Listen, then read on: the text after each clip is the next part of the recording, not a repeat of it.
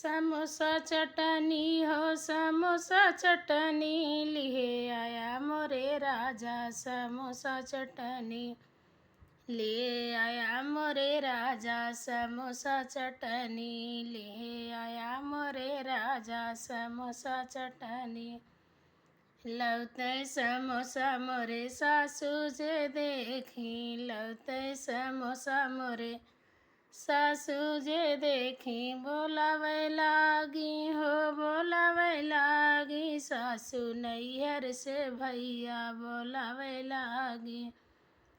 सासू नैहर से भैया बोलावे लागी। सासू नैहर से भैया बोलावे लागी।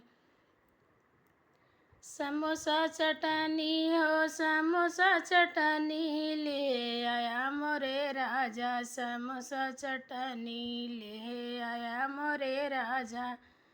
समोसा चटनी लौते समोसा मोरे जेठनी जे देखी।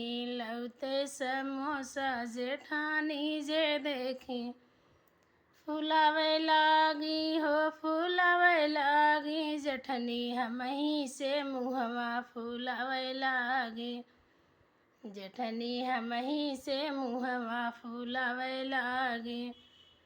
समोसा चटनी हो समोसा चटनी लिए आया मोरे राजा। समोसा चटनी लिए आया मोरे राजा। समोसा चटनी लिए आया मोरे राजा। समोसा चटनी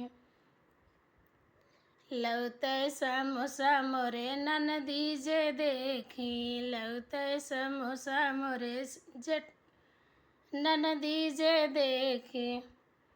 लगावे लागी हो लगावे लागी। ननदी घर ही में झगड़ा लगावे लागी। ननदी घर ही में झगड़ा लगावे लागी। ननदी सासू से झगड़ा लगावे लागी। समोसा चटनी हो समोसा चटनी लिए आया मोरे राजा। समोसा चटनी लिए आया मोरे राजा। समोसा चटनी